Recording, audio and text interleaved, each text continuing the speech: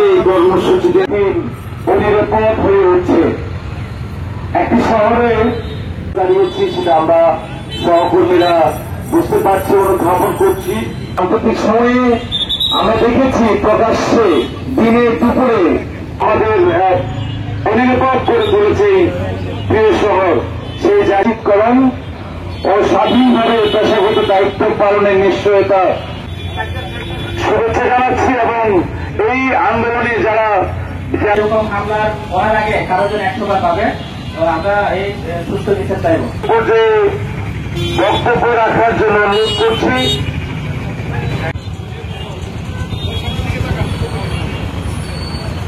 সবাইকে সংগ্রামে শুভেচ্ছা করে এটা খুবই দুঃখজনক।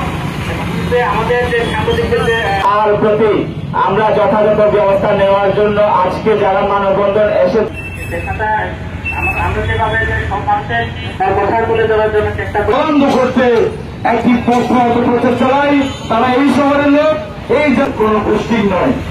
আমরা যারা পাহাড়ি সাংবাদিকতা করি, আমাদের কাছে পাহাড়ি মানববন্ধনে সামিল হয়েছেন তাদেরকে আমার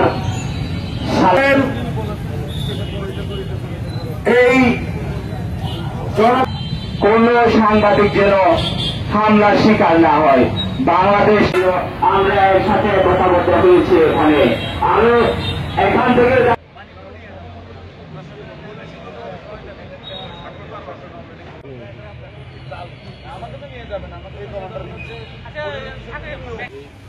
সেটা ঠিক, সেটা যদি আমরা সিরিয়াসলি নিতে পারি, কারণ হচ্ছে অনেক স্যার একটু স্যার কাইলে